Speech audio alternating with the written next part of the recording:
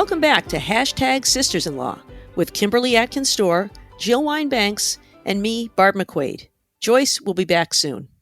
To start, we want to remind you about some exciting news.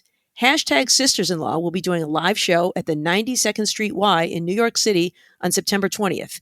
You can get tickets at politicon.com/tour. We can't wait to see you there. In other news, the new t-shirt is at the merch store. It's the perfect vibe for any season. Just go to politicon.com/merch. And finally, if you haven't heard, our very own Kimberly Atkins Storr recently launched a new Politicon podcast called Justice by Design. Justice doesn't just happen on its own, and she's there to introduce you to the people applying it to the most challenging issues facing our country. You can find Justice by Design wherever you get your podcasts or watch it on the Politicon YouTube channel. You have to check it out. You can find all of these links in the show notes. And now let's get on to the show where we'll be discussing Trump legal news of the week, voting rights, and our latest installment in Project 2025. But first, sisters, it's Labor Day weekend. Sort of the symbolic end of summer, but, one last hurrah. You guys have any good plans for the Labor Day weekend? How about you, Kim?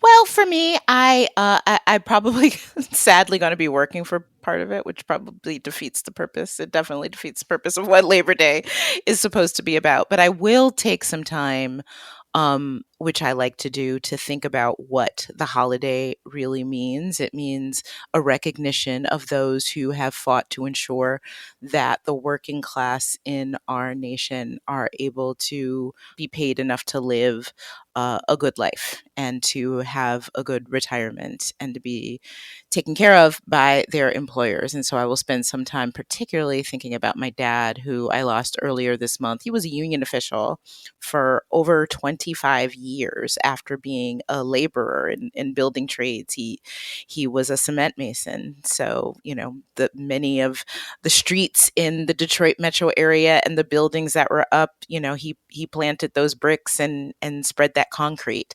And then he spent the rest of his career fighting for the rights of the union members who did that work. And it was really important. And because of him, they were able to live better lives. They were able to have good pensions and live the American dream. So I'm going to spend a little bit of this Labor Day. And it's also funny, in Detroit, every year there's a Labor Day parade. And yeah, you bet. We used to march in it. I was a kid. He would always be marching, in his suit and like dress shoes. I always thought that was, my dad was a suave guy. And I would go as a kid and like march down Woodward Avenue with him. Yes. So that's a really great memory that I have of him. So I'll be thinking of him that's a big deal. My dad was a member of the UAW, so I too am a daughter of the labor movement. And as Joe Biden often said, it's Detroit and labor unions are what built the middle class, which is absolutely right. I mean, I think you and I are living examples of how a family can, make a better life for their children through organized labor. And, we're not going back. So I'm all with you on recognizing Labor Day. How about you, Jill? You got any good plans for the Labor Day weekend? Well, now I feel like Barack Obama speaking after Michelle, because you guys have set the bar so high, and especially because, referring especially to Detroit, I was in the organized crime and labor racketeering section. And so I prosecuted a lot of labor racketeers. So let's hear. Well, that's important. Okay, thank you. Thank you. That's important to protecting the rank and file union members who are being victimized by corrupt leaders. So I did some of that work too. That's important. Great. And I agree with that. But in terms of plans, I unfortunately have something due for the American Bar Association litigation section magazine. And so, unfortunately, I will be working to finish that over the weekend. But I plan to do that in my normal late hour evening work time and to go swimming and maybe play golf if we can get a tea time on the weekend, because my husband, of course, will be off and it'll be fun to just be together, and we're having dinner with friends. So it's going to be a wonderful weekend. Yeah, well, for me, we're all doing a little work. I've got to do some prep for class. We're back to school at Michigan Law School, but I'm also looking forward to a lot of football this weekend. College football kicks off. Michigan's got its first game, so this is a fun time of year for me. So looking forward to watching some great football. So hope you all have wonderful Labor Days, whatever it is you're doing.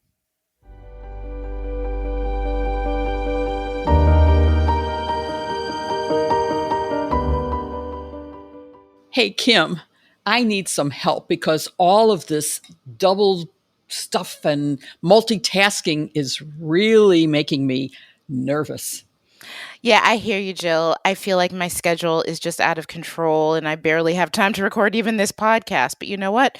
When there's a lot of turmoil in the world and it feels especially stressful and even hopeless, and when things are outside of our control, we can turn to the power of meditation. And there's no better way to do that than with the Calm app.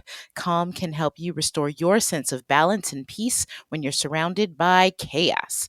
Since I've started using it, I have really found that it has helped me keep my cool a little more. I find my center, which is much easier, and it makes dealing with challenges a lot less stressful and feel like things that are manageable instead of massive obstacles.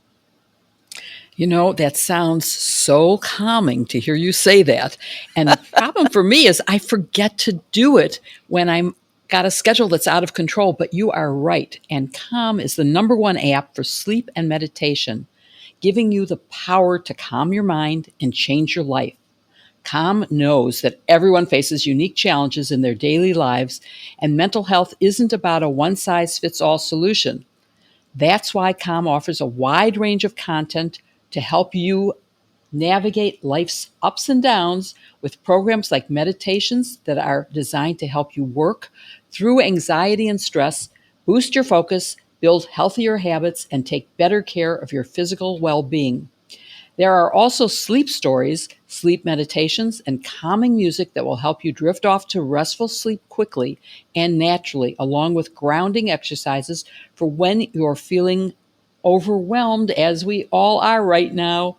These short guided sessions use sensation, movement, and breath work to help you relax and reset.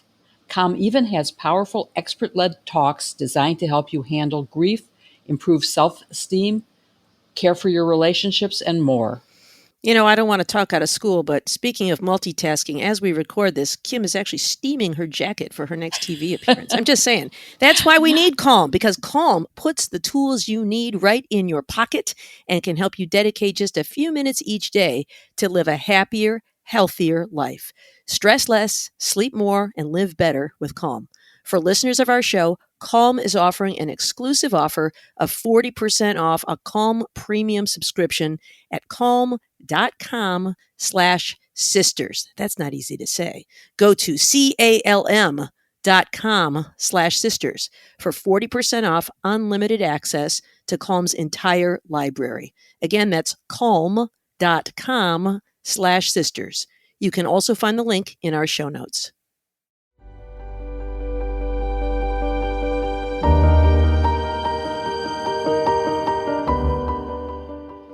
The conventions are over, and we are returning from a week of nonstop political news to a torrent of big legal news this week.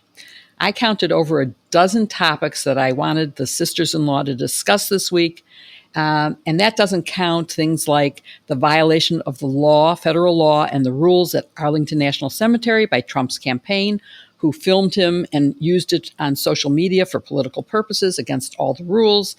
And despite Trump and his staff ignoring what they knew to be the law. But let's go to two issues that I thought were really important. Two Trump legal issues really stood out as essential for us to discuss this week.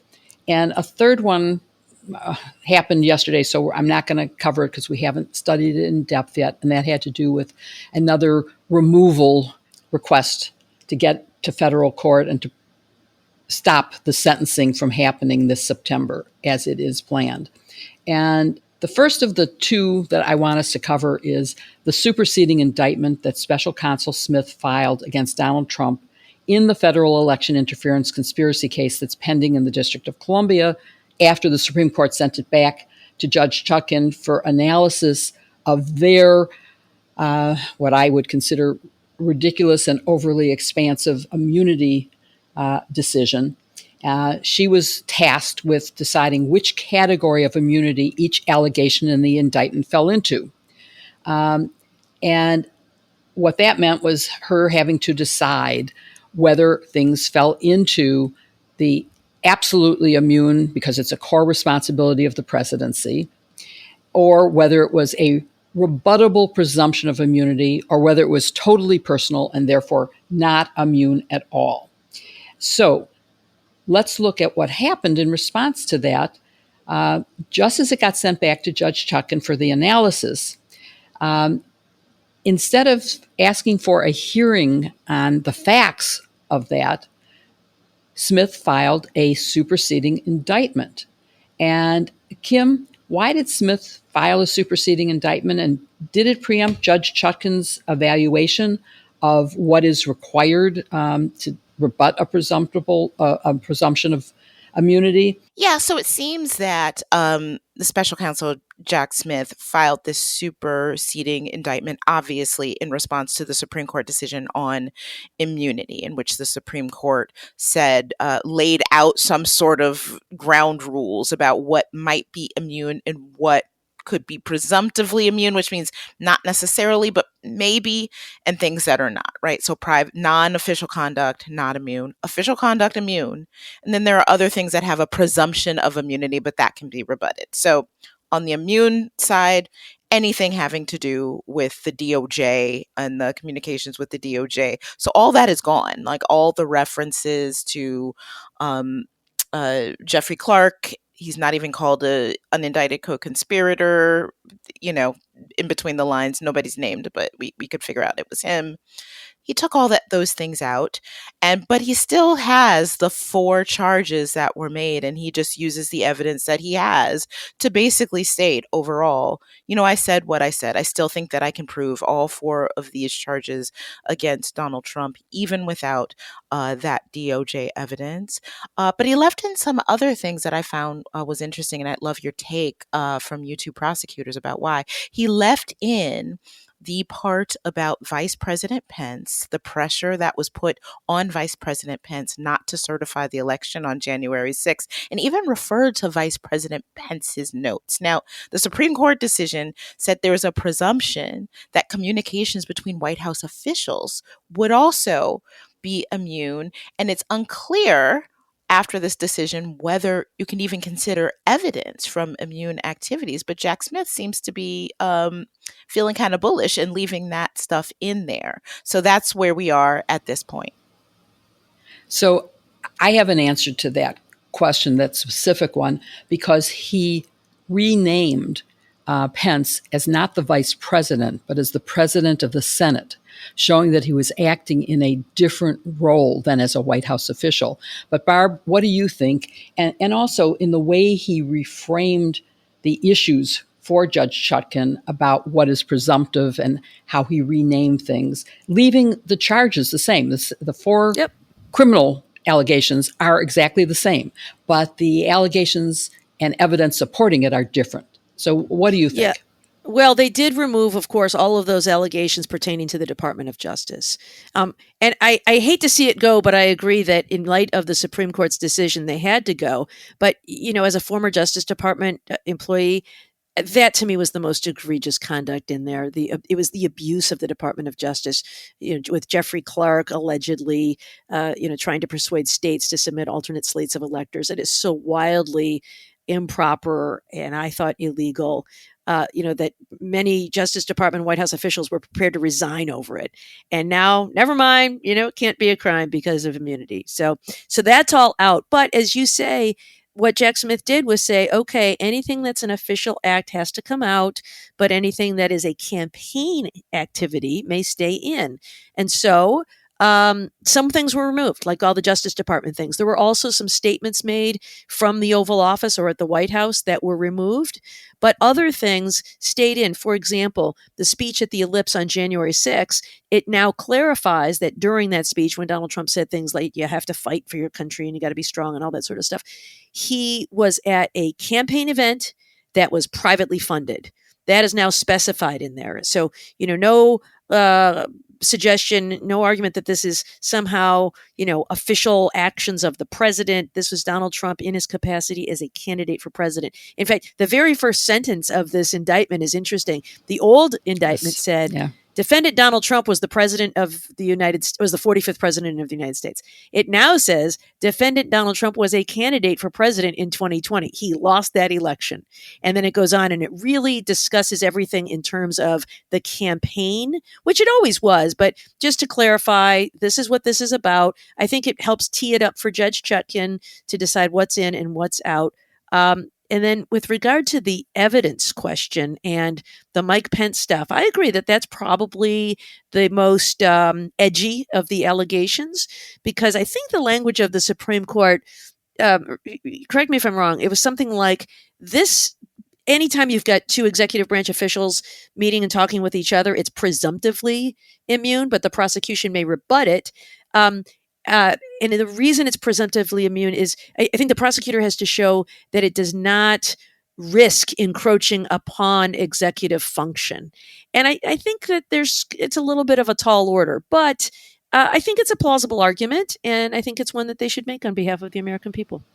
Yeah, I thought it was a very strong argument, and reframing it as he wasn't talking to the vice president. He was talking to a person who has a responsibility under the Constitution to act as the president of the Senate in counting the ballots and in confirming the count of the ballots. So I think it's a pretty good argument. It we'll have to see, of course. But did he have any other options? What else could he have done besides file a superseding indictment? Kim, you want to take that first? I mean, I think the other thing he could have done was drop a charge, but clearly he didn't want to do that. He thinks that he could still get those 4 convictions on those 4 charges with the evidence that he has. And so a superseding indictment that reframes and narrows the focus of the charges, I think was the right way to go. And Barb, do you agree, or was there a chance of having an evidentiary hearing where some of the evidence would have come out and then could have been ruled on? Well, what I thought would happen next, frankly, would be for him to just amend the indictment to remove the Department of Justice allegations and go on. Instead, Jack Smith presented it to a new grand jury. And Brilliant. What's interesting is what his spokesman said was, because you can do that. You can't add charges without a grand jury, but you can remove charges without a grand jury. Just, take away, make it narrower. So I think he could have done that. But I see 2 reasons. One is he amended the language as we're discussing. So I think if you're changing the framing like that, you probably do have to go back just to make it clean.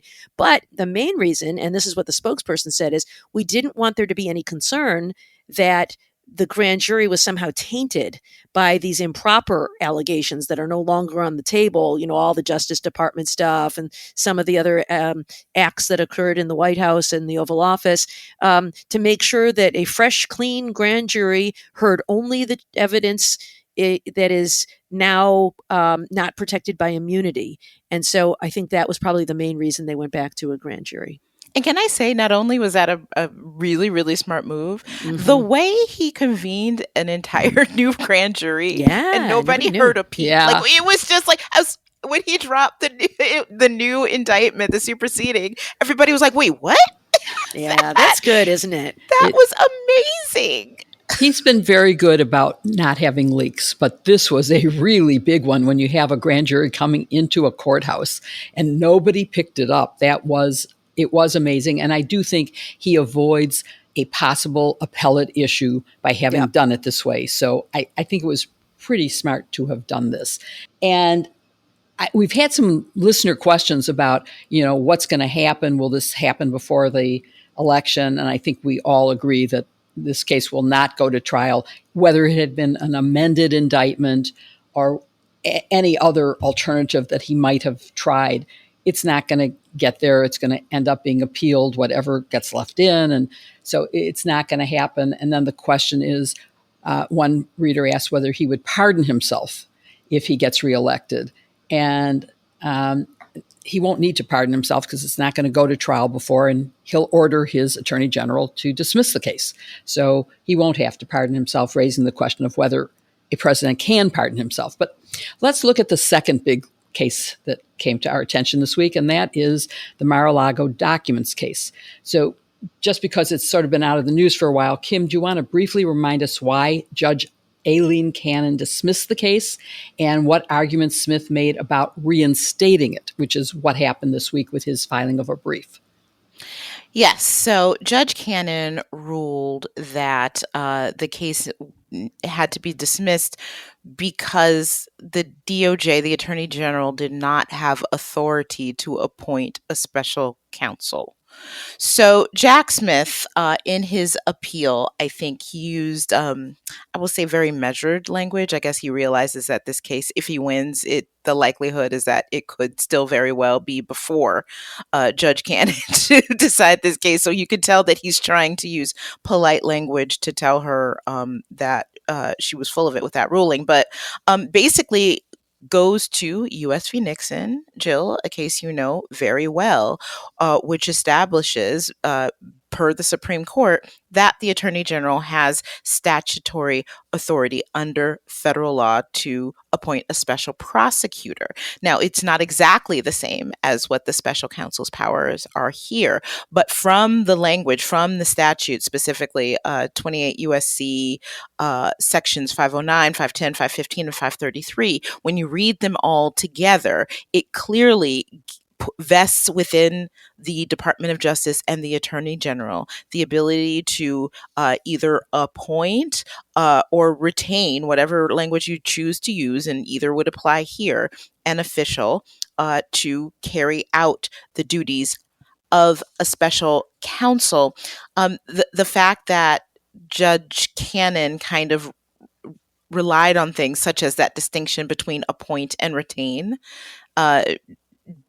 Jack Smith basically argues that they are synonymous in this case, and that whichever authority you're looking to, they actually both grant the Attorney General that authority. And also that this has happened time and time again since Watergate, that there have been a host of special counsels with the same power that he has had. And the part that I liked the most was what Jack Smith wrote. From before the creation of the Department of Justice until modern day, attorneys general have repeatedly appointed special and independent counsels to handle federal investigations, including the prosecution of Jefferson Davis, alleged corruption in federal agencies, including the DOJ itself, Watergate, and beyond. So the district court erroneously disregarded this history as spotty or ad hoc, that she basically made a mistake, but he's doing it so nicely. It's just like she doesn't know what she's talking about. That was basically his argument, as diplomatic as he made it. So as you note, Kim, I'm very biased about the outcome here. As part of the team that briefed and argued U.S. v. Nixon, I don't think there's any doubt that Smith, like Cox, and yes, even Ken Starr, who went way beyond his responsibilities. And that was a different statute. Yes, there have been a series. This is actually a third statute. It's right. Definitely, this is not the same as Cox's. It's not the same as Starr's. But in effect, it is, because it is allowing the Attorney General to appoint, which Cox was appointed by the Attorney General. Right. So it is the same in that regard, although the details are definitely different, and the leeway that Starr had was revoked by the newer laws because that was ridiculous. Right. But so, Barb, just in terms of the history, and I will point out, that we're talking about over 100 years, and we have a 400% increase since Cox in the appointment of Cox was only the seventh, I can't remember now, seventh or eighth special counsel in the whole history of our country. And now we have 30 more in the last few years. So obviously there is something going on in America that's leading to all of these additional special counsels. But just in terms of constitutional responsibilities, do you think the Attorney General has the responsibility and should have the responsibility to make sure that the work of the Department of Justice in prosecuting crimes gets carried out by whomever he appoints? Yes. So, the question is, you asked too, does he have the authority? Yeah. Absolutely, yes. Should he have the authority? I'm not so sure. I'm not in love with the whole special counsel, independent counsel idea, because I think it suggests that we shouldn't trust the Attorney General in other cases because he's appointed by the president. He is therefore suspect of doing the president's business. I think it leads to, suspicion of partisan politics by the Justice Department, which shouldn't. But no doubt, at this time, the Attorney General absolutely has authority. These statutes say that the Attorney General may delegate this power to another attorney to do his work, right? And that's exactly what he did here. And I will also note that, we talked about Jack Smith being very nice here, and I think Kim is right. The district court attached undue weight to several variations in historical practice. Instead of saying she just got it wrong, she ignored the law. Because one thing they have refrained from doing here, I will note, is asking the 11th Circuit to remove Judge Cannon as the judge in this case. And, she's now been so profoundly wrong in two really big issues. This one, the validity of the special counsel, and then the other, remember whether you could file a civil lawsuit to stop a search warrant? Both of those are just so far out of bounds that at some point, it is worth saying to the court, this judge cannot be fair in this case because of these wrong-headed decisions that she keeps making. Now, I do appreciate the fact that if you ask for it and the court says no, now you still have the bad judge, and she's really mad at you because you've publicly embarrassed her. But I do hope that the court does have the ability to take up on its own this question, and that perhaps they will consider reassigning the case when they send it back after reversing this decision. I hope so. Yeah. So one last question is the timing of the filing of the superseding indictment. Do you think it's because we're approaching 60 days before the election and the Office of Legal Counsel has said you should do nothing that would influence the outcome of an election from 60 days before the election? Is that why he filed it just now? I think that's probably part of it, but I don't think it was necessary for that reason because this keeps the same docket number. This is still the same case, even though it's a superseding indictment. So you can argue that this is just this case moving forward in the normal course. This is not a new indictment, but why mess with it? Like why leave any T uncrossed and any I dotted? So I think he probably was mindful of the timing, although it could just be that the grand jury was done. They handed down the indictment. It was what it was, and so he just filed it. Well, yeah, and if anything, they've probably really been hustling to get it done because remember, Judge Chutkan originally set a deadline of like August 6th to come in for a status conference. Right. And Jack Smith said, I'd like a little more time. Can we have a couple more weeks? Just consulting with people internally at the Justice Department. No reason. Yeah. So I think they were hustling to get it done just to move the case forward. And the court obviously was putting some pressure on them to, let's go.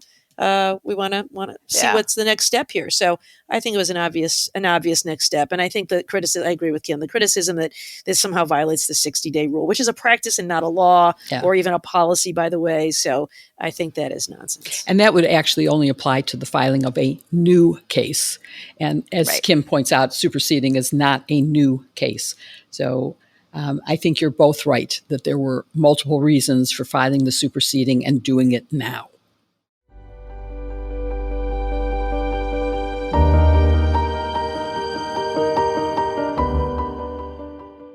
I've been studying all week for my Helix mattress quiz, and I'm ready to go. That's because great sleep is critical to success, and there is nothing better for sleep than a Helix mattress. Join us and find your perfect mattress for the best sleep of your life.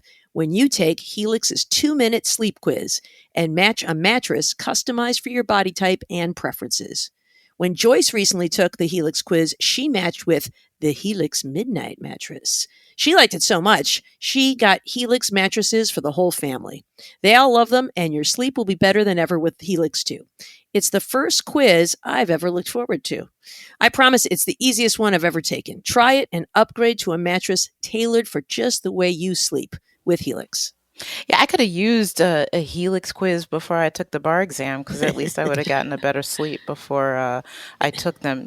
The Helix lineup offers 20 unique mattresses, including the award-winning Luxe Collection, the newly released Helix Elite Collection, mattresses designed for big and tall sleepers, and even a mattress made just for kids. There's something for everyone.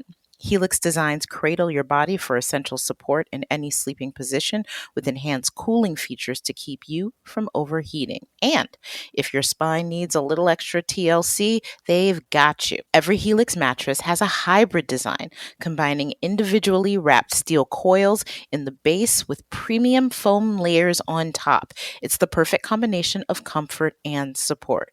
Helix knows there's no better way to test out a new mattress than by sleeping on it in your own home. That's why they come with a 10 to 15-year warranty and offer a 100-night trial to try out your new Helix mattress. The setup is fast and easy, and Helix mattresses get delivered in a box straight to your door for free. And Helix has been awarded the #1 mattress by GQ and Wired magazine. And leading chiropractors and doctors of sleep medicine use Helix as a go-to solution for improved sleep. Now, Helix is offering 25% off all mattress orders and 2 free pillows for our listeners. So, listeners, go to helixsleep.com/sisters. That's helixsleep.com/sisters. This is their best offer yet, and it won't last long. With Helix, better sleep starts now. You can find the link in our show notes.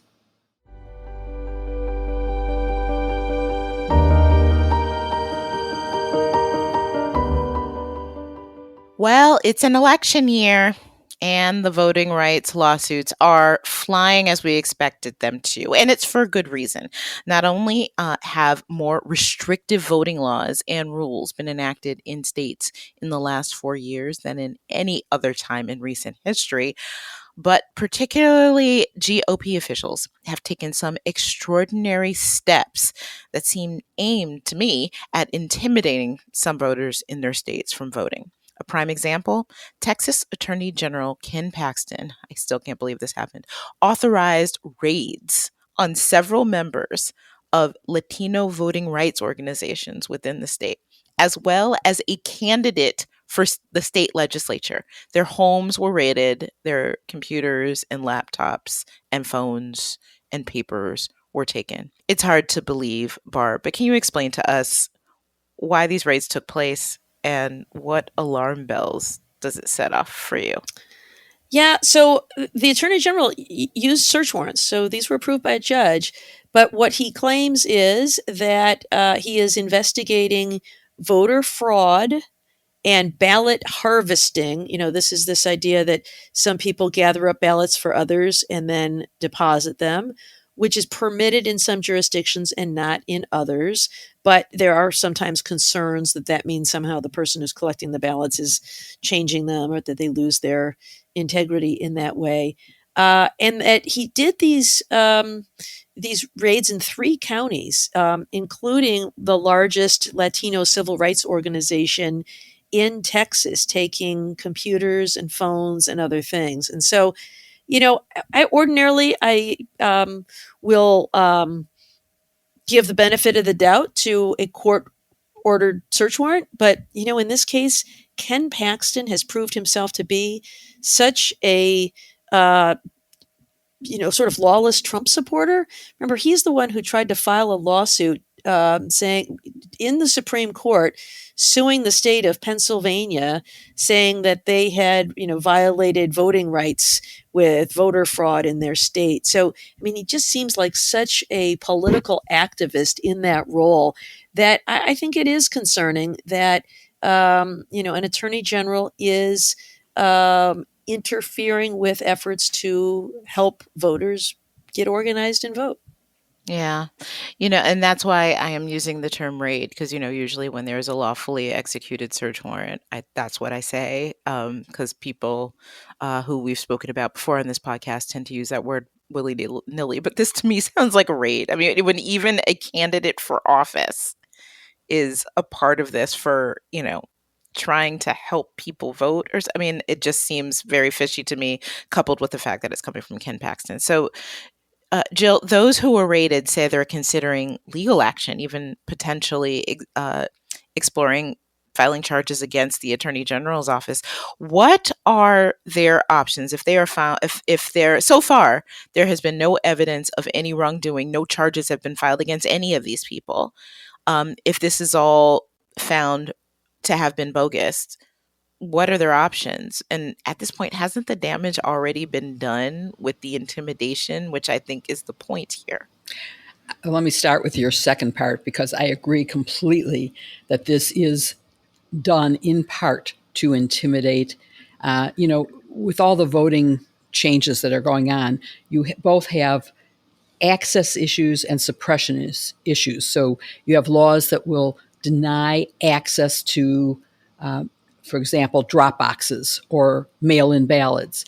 But then you also have suppression efforts where you're really trying to require extraordinary activity by a potential voter to be able to vote and to suppress. And part of suppression, of course, is to scare voters and to keep them from trying to vote. And this is sending a message to a community that you better be careful or we're going to go after you. And, what's missing here, and the reason you're calling it a raid rather than an execution of a legitimate search warrant, as Mar-a-Lago was, although Trump calls it, my house was raided. It was not. It was not. That was a legitimate search warrant based on sufficient predicate facts. And here there don't seem to be any predicate at all for this action.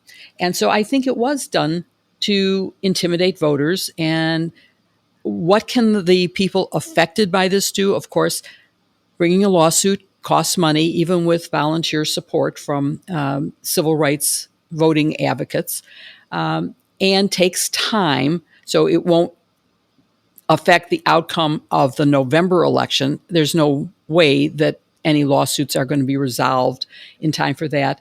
Although this is one of those emergency issues that a court might have to step in and say, we're not allowing X or Y, whatever that is. So there is a possibility for stopping this behavior and going back to the old rules. And that might be an outcome that could benefit this election. It can obviously change the rules for future elections. But I think given the margins that we saw in the last presidential election, if you change 10,000 votes, you change the outcome of the election. That's absolutely not to be permitted. So I think something needs to be done to make sure it doesn't continue along this path.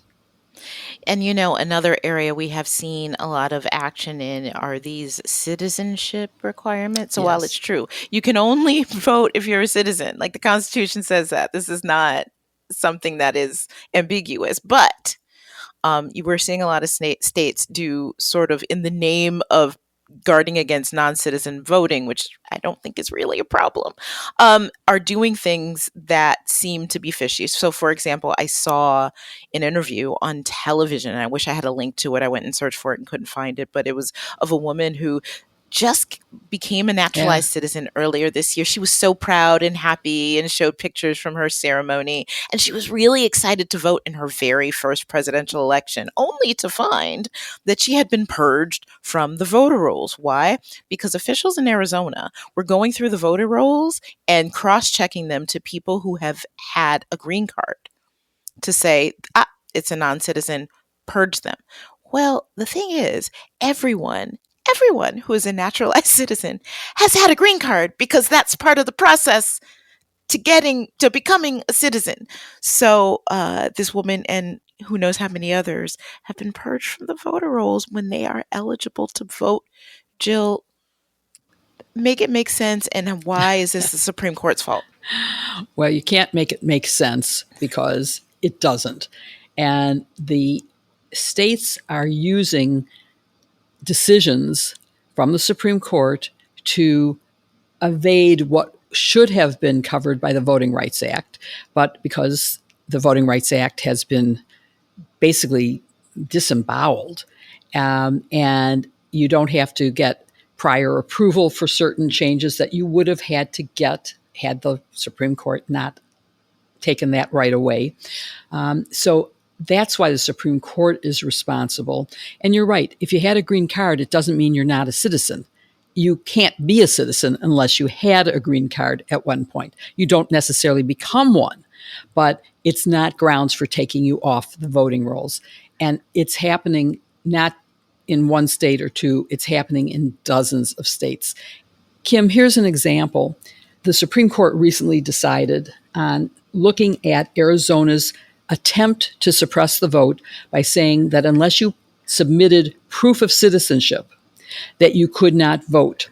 There is a federal law that says that you fill out an application to vote and you affirm or swear that you are a citizen. That's it. You can vote in a federal election.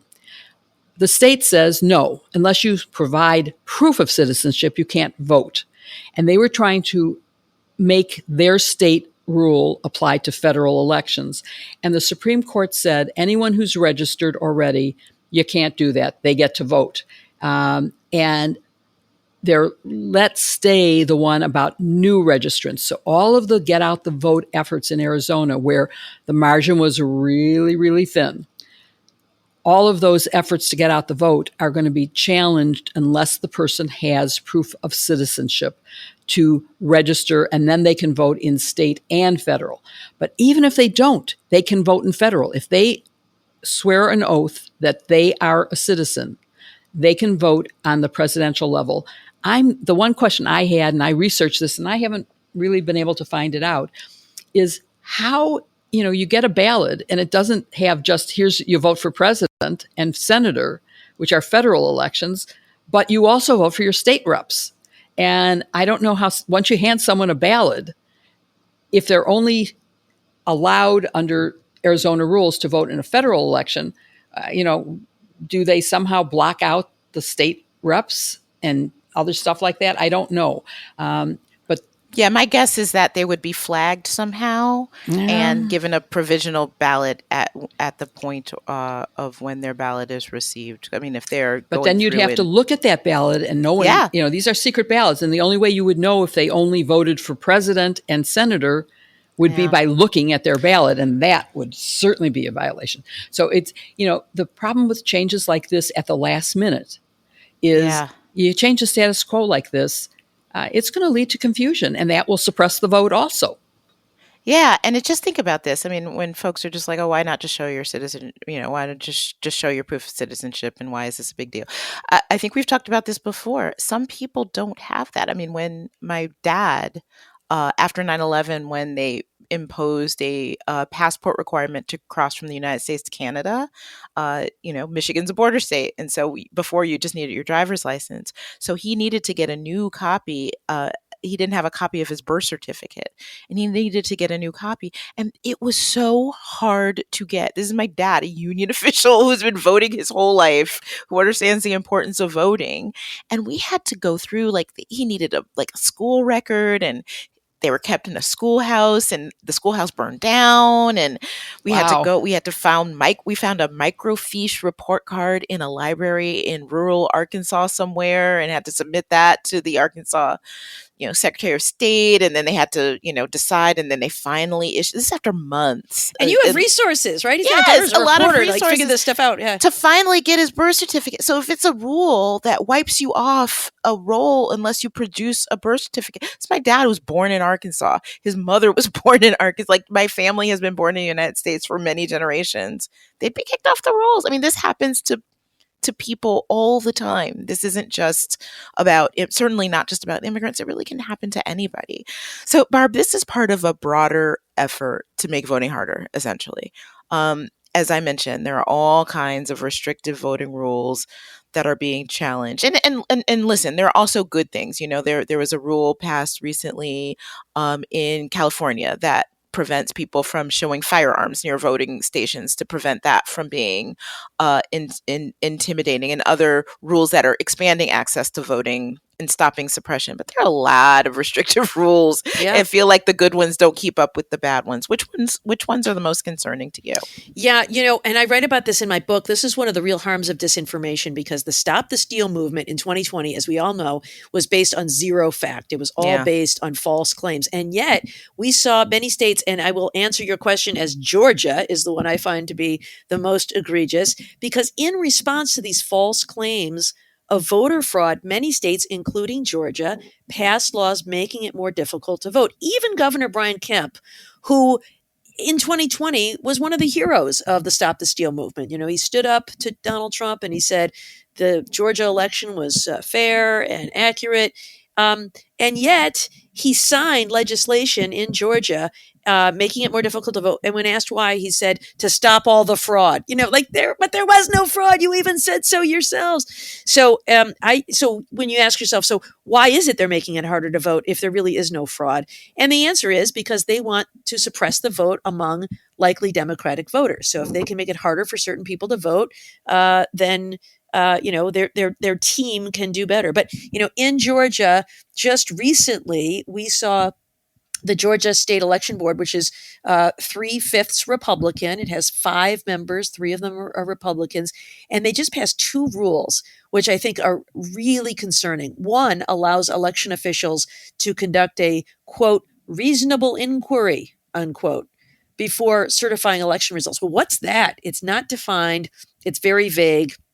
And I'm worried that a single official could say, well, I just want to conduct a reasonable inquiry and hold up the results. The other thing that happens is that members of county election boards have the authority to investigate ballot counts.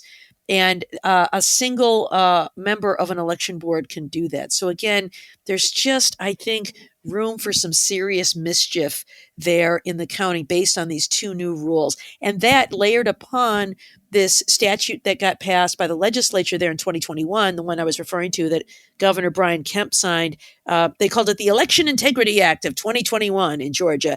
And that's the one that made it more difficult to vote by mail, removed ballot boxes where people could submit them early, shrunk the period of time for absentee ballot, and to me, the most egregious of all, prohibiting people from providing food or water to voters waiting in long lines.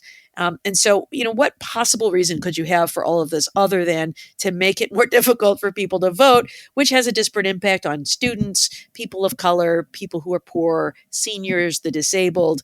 And so, it does seem to be simply a naked effort to reduce voter turnout among likely Democratic voters. Yeah, absolutely. Jill, what about you? What really grinds your gears? Well, the Georgia one certainly does, but there have been lawsuits brought by attorneys general of states that, not against their own state laws, but against other states, which really bothers me.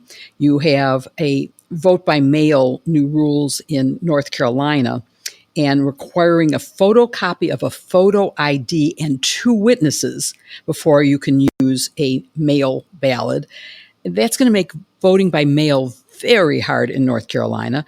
We've talked about the purging of voter rolls. The RNC has sued in Barbara's state of Michigan and in North Carolina. North Carolina was saying they weren't enforcing a law in the state that required county clerks to forward information to the election board whenever someone said they couldn't serve on a jury because they weren't a citizen. And they claim, and there's no particular evidence set forth to support this, that the county clerks weren't doing that, and therefore they had to clean that mess up. The bottom line is there are over 20 states have changed their laws to be more restrictive since the 2020 election, many of them just in 2023 as they see what's happening. And the case in Michigan, by the way, the RNC said that Michigan hired more Democratic poll workers than Republicans, and there's a Michigan law that says you should hire an equal number of representatives of both parties. And it also says as much as is reasonably possible. And I'm sure the answer is going to be we did everything we could. But again, that's going to create some chaos in the days before the election. Early voting is starting, and you have a real problem. But I don't want to end on such a negative note because, thanks to many of the voting rights advocacy groups and the Democracy Docket and Mark Elias, there are also some very expansive laws, laws expanding voter access and depressing suppression efforts passed in many, many states. So we have to look to those as models and maybe go back to civil rights enforcement that says you can't change your voting laws without getting pre-clearance if you have a history of discriminating. That was a bad Supreme Court decision and has definitely impacted why we're seeing so many bad laws passed, because they can without any review. Although I will say during the Trump administration, it wouldn't have mattered. If they wanted to change them, the Department of Justice would have said, sure, go ahead.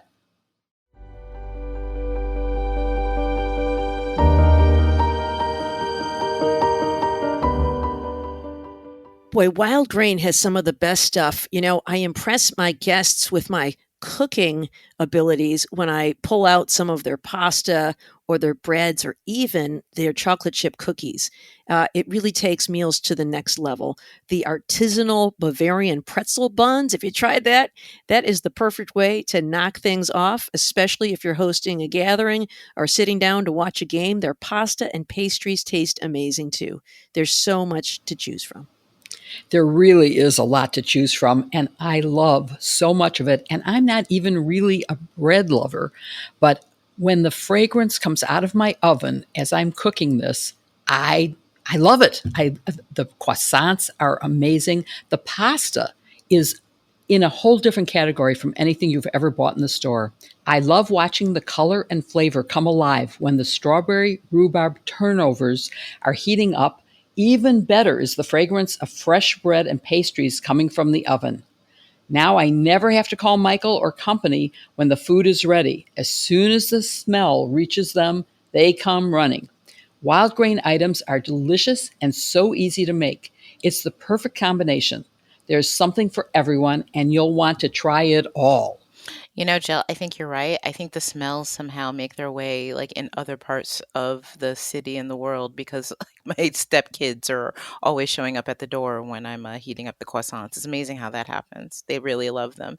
Wild Grain is the first ever bake from frozen subscription box for sourdough bread, fresh pasta, and artisanal pastries. Every item bakes from frozen in 25 minutes or less, so no thawing is required. Plus, you can now fully customize your Wild Grain box. You can choose any combination of all of their breads, their pastas, their pastries, whatever you want.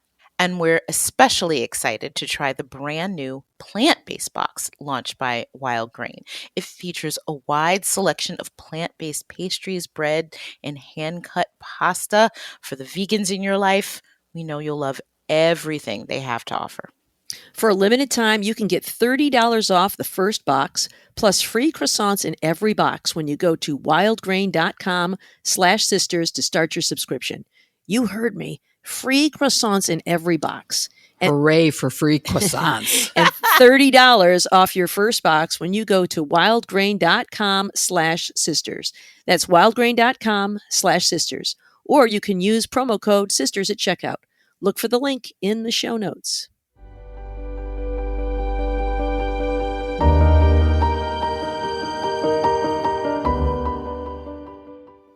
Well, now comes the part in our show where we have our weekly update on Project 2025, where we look at some portion of the plan developed by the Heritage Foundation for policy for the next conservative administration. Of course, Donald Trump has been working hard to distance himself from this plan lately, but we know that the prior administrations, like the Reagan administration, adopted 60% of the policy proposals of the Heritage Foundation.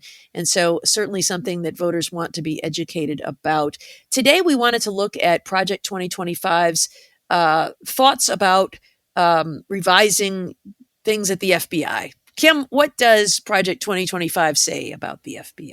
Well, right there on page 552, for those of who are reading along in the document in their printed copies, which I know you all have right next to you as you listen to this podcast, it would take away the FBI director's 10-year term. Now, that 10-year term has been in place since after the Hoover administration of the FBI, and it's meant to increase accountability by making the FBI director's appointment non-political, so that the director would span presidencies, right? So he's not he or she is not appealing to one master and is not feeling like a political appointee in that way.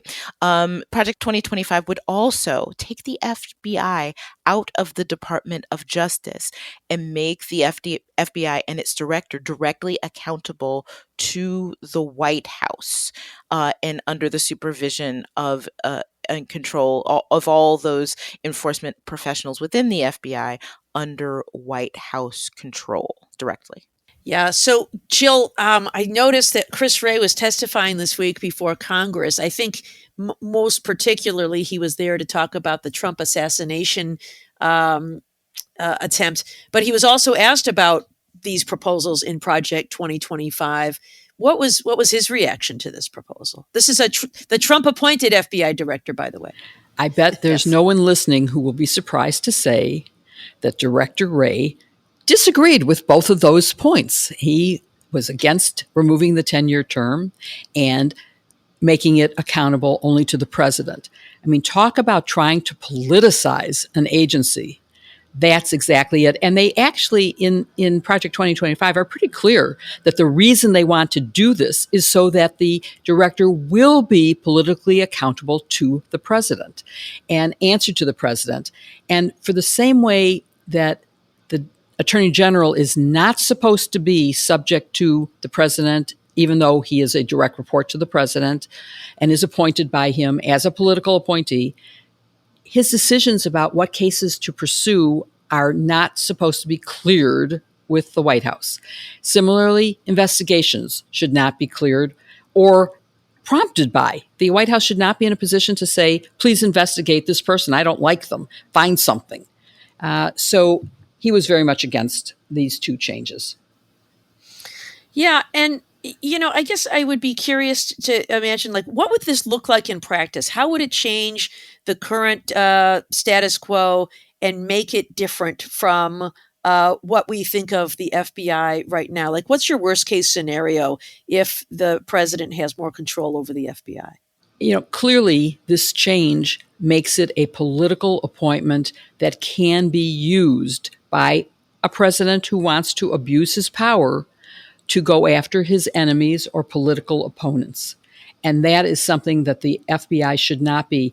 I actually was around during the Hoover years, and J. Edgar Hoover, of course, is a legend in law enforcement, and mostly because it was whoever he wanted to go against. He kept files on Martin Luther King that were completely wrong against a U.S. citizen, but he had that power. Now, he had been in office for 40, I'm guessing the number of years, but it was, Long 30, time. Yeah, way more than a 10-year term. And the 10-year term was sort of a compromise of not every president gets to appoint one who will be loyal to that president who appoints him. They will serve multiple presidents in a 10-year term, but they won't accrete so much power that they could act like J. Edgar Hoover acted, because they would know they only have a 10-year term. Now, we also know that President Trump did not abide by that and fired the director of the FBI. So, there you have it. It can, even with a 10-year rule, can be abused by a culprit president like Donald Trump. Yeah, and I think that's an important point, because Donald Trump firing James Comey. Now I need everybody for a minute to put aside, I'm doing the same, put aside whatever feelings you have about James Comey for whatever other reason. Donald Trump pressuring James Comey, which I believe he did. I believe James Comey when he said, Yes. I want you to stop, looking into Michael Flynn, and really trying to exert his pressure over the FBI, and then fired James Comey. That was atrocious. That was one of the first clear signs of his authoritarianism, that he wanted officials, including law enforcement, who are supposed to be independent, investigators that are supposed to be independent, because it's the job of the FBI to potentially investigate everyone, including people in the White House, if they are breaking the law. So there cannot be that connection there. That violated that tenet. Now imagine if there are no guardrails at all. Not only are there no guardrails, but the FBI is under the control of the White House. For many presidents, things wouldn't be different. Barb, you're asking for the worst case scenario. But imagine the worst case scenario, which would be this president for which Project 2025 is being crafted. Donald Trump having his own personal investigatory force, with the imprimatur of the federal government using taxpayer money to go after his enemies. We have seen him on this campaign trail not talk about policy or values or priorities at all. He's just griping about his political enemies, and then he would have the FBI at his disposal to attack them. That would just be ghastly. And can I add, Barb, that it's not just the two major points that Kim made in terms of what Project 2025 would do to the FBI, but they also have some specific things, like the president would be able to terminate any investigation that they didn't like. It would not report, as Kim has pointed out, the way it does, but the whole FBI would have to be assigned more to the criminal division and the national security division, and that change would just happen. And it would make clear that they're under someone else's control, because they're looking at probably the experience of J. Edgar Hoover, who was kind of his own boss. They would limit investigations of dis and misinformation. I'm sure, Barb, that you feel very strongly about that particular nuance of this Project 2025. It would eliminate the Office of Legal Counsel for the FBI and make only the Office of Legal Counsel for the Attorney General, for the Department of Justice, the lawyers who would inform them. And I'm sure that Andrew Weissman has strong feelings about that, since he was, the person that would be affected by that. It would shrink headquarters and increase field offices. It would, by the way, for this 10-year term to end, it would have to get Congress involved. They can't, the president can't do it on his own. But so there are all these other things that would change the power. And there were even talks about changing the jurisdiction, eliminating the intelligence function of the FBI. And Barb, you may have some specific feelings about the intelligence function of the FBI versus the CIA, et cetera. Yeah, in fact, the FBI has a large component that does counterintelligence. They investigate foreign adversaries who are inside the United States and collecting information, and they do their best to disrupt that. So this idea that they can't be involved in disinformation or misinformation, that's a very big part of what they do there. This frames that as censorship, which of course it's not. It is protecting the American people from psyops and counterintelligence investigations with counterintelligence. Just so you know where this is coming from, it says that it refers to revelations regarding the FBI's role in the Russia hoax of 2016. It suggests that the FBI is completely out of control and that it needs to be reined in to protect the Constitution and restore the FBI's reputation and integrity. So I think we know the audience of one that this is trying to reach. All right, well, why don't we wrap it up there, and we'll have more on Project 2025 next week.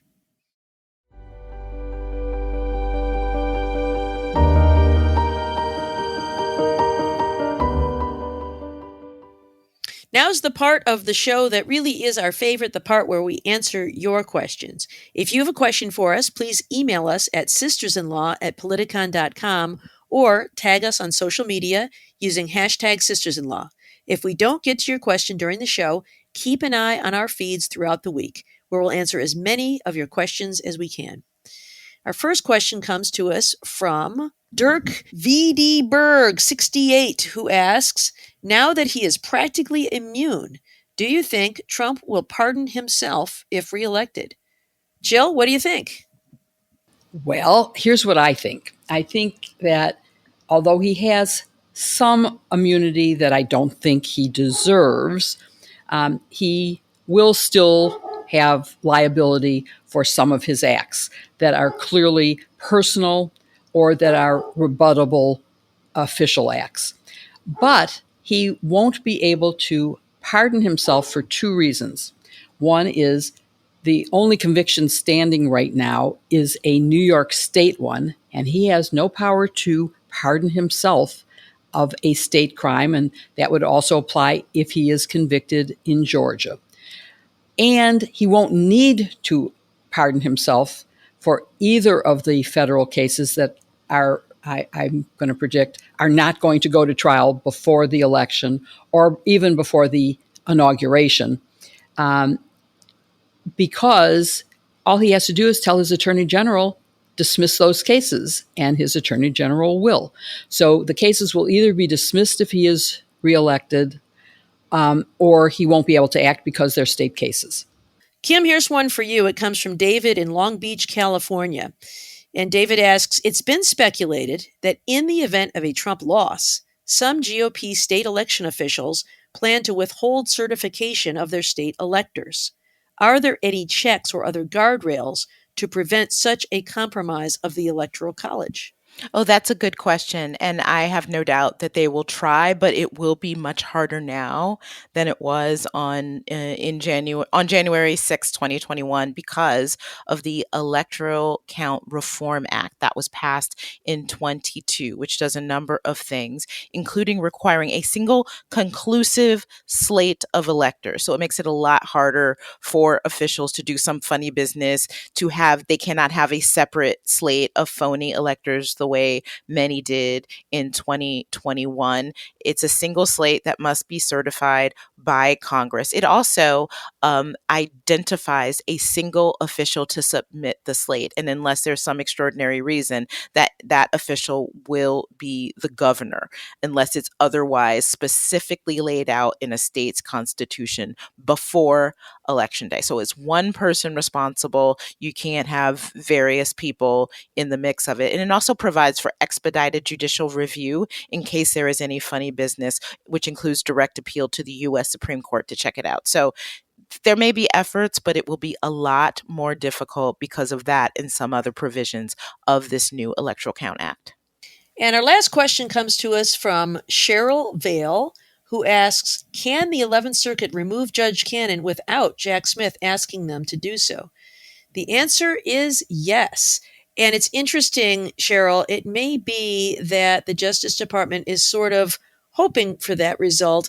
You know, I have been involved in some decisions where we wanted to remove the trial judge, and we really thought about what, we have to live with this judge going forward. If the answer is no, now, we still have to go forward with this case, and we've kind of insulted the judge. And when you are a prosecutor who appears before that judge with some frequency, you have to think about that too. So even though Jack Smith, this is kind of a, one-time case for him, the U.S. Attorney's Office in Florida has to deal with her on an ongoing basis. So they really have to think about that relationship there. But I still thought they might ask for it. They didn't. But yes, you are correct. There is nothing that would prevent the court from doing this on its own, even in the absence. And in fact, I've had it happen before where we didn't ask and the court removed the judge. And we were so thrilled because we said, best case scenario, we didn't ask, but we got it anyway. So maybe we'll get that result here. Thank you for listening to #Sisters-in-Law with Kimberly Atkins Storr, Jill Wine-Banks, and me, Barb McQuade.